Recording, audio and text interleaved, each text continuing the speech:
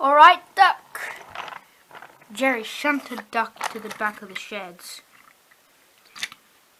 Jerry, Duck said, as Jerry puffed away, "What is it now?" The turntable was turned around so that Jerry would face directly at Duck. "Seriously, I put you in the back of the shed for repairs, and what are you doing now? Complaining again?" "It's disgusting, disgraceful, despicable. You complain? I was the one who rescued you. Who rescued you? Me." "Well, listen, Bud, I've noticed that recently you've been getting very, very boastful." "I'm not boastful.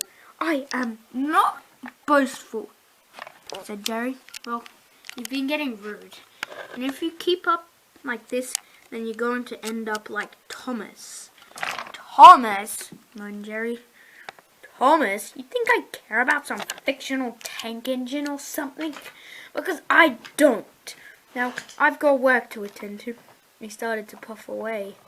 "No!" said Duck. "Fine, what is it?" "I'll give you one chance to say it. Thomas was a careless tank engine." Thomas was an E2 shunter. He was very rude to the other engines. He would always boast about how he was the most successful class of shunter. The sad thing is that he was not the most successful class of shunter. In fact, his class was a failure. Anyway, good shunter or not, Thomas always boasted, "I, you see, am the most successful class of shunters. Nobody, and let me get that straight, nobody says to me that I am an unsuccessful shunter, because they're just plain wrong." "Thomas, stop this behavior. You're just behaving disgustingly. Seriously." Oliver could only agree that Thomas's behavior was horrible. "Well, I wouldn't trust you unproper tank engines with this train of important passengers. And I don't think the passengers would trust you too." Thomas puffed away. "I swear one day that Thomas is going to get himself killed." Oliver could only agree, and eventually that day came. It was a foggy night when it happened. Thomas was coming along at fair speed as usual. He would boast to the coach, and then the coach would rattle. "Thomas, stop! You rattle basket, you rattling me? Seriously, I've never seen any other engine be so badly behaved," said the coach. Just then, while Thomas was up on the hill, it happened. The points had been jammed to a siding. This siding was not any ordinary siding. It was a set of points that I plunged into. Thomas was sitting on the bridge. He was going to stop. "All right, we're stopping." They saw the man on the line. Shh! Thomas came to a stop just before the end of the bridge. "You see, I've stopped." Just then, Thomas went out in a fit of clanking and blanking. Boom! Thomas was run out of water and quickly had to be stopped. "What's happened now? Have you broken down?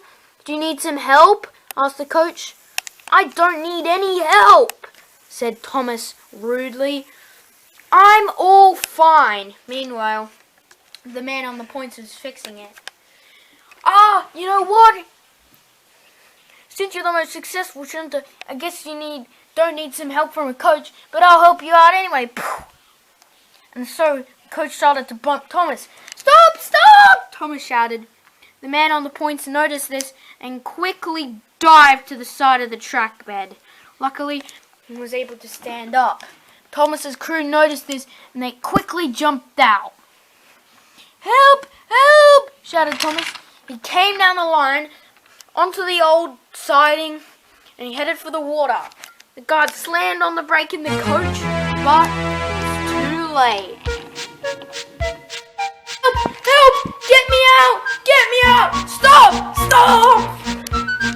only bumped faster. Thomas was a pro.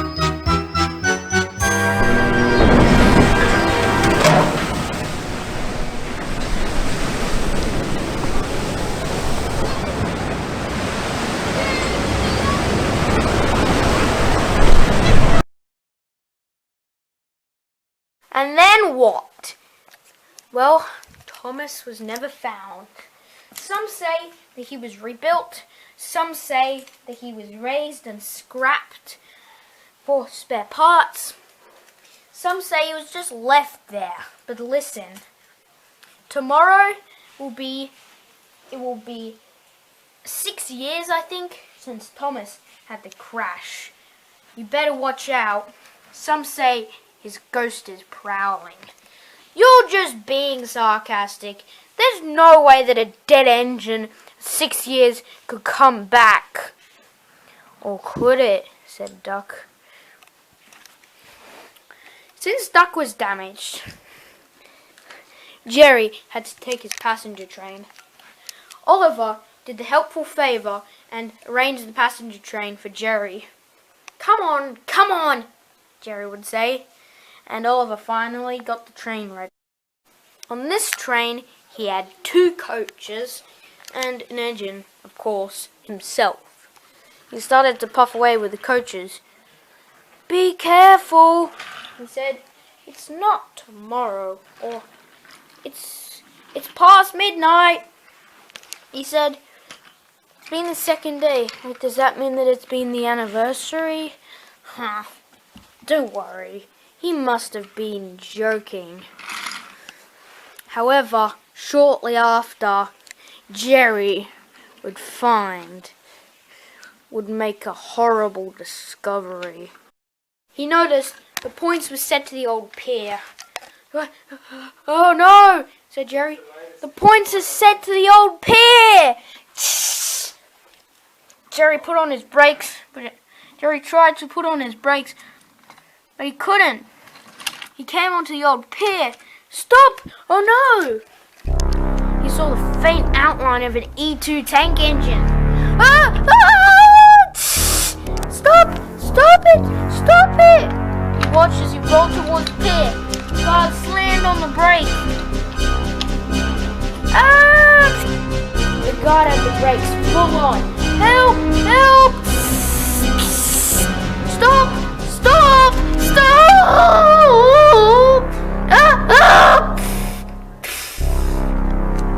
He was hanging just over the edge.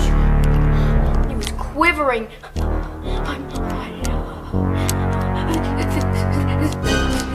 Then he saw a splash.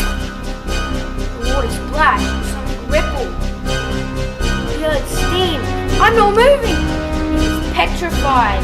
No! No! No! No! Stop! Ah! Tried to slither back, but nothing worked. Too far in. Help! Help! For a second, he thought he saw an LBSER E2 tank engine. Oh no! It's Thomas! It's his ghost! Shh! Shh! And he pulled himself out of the water.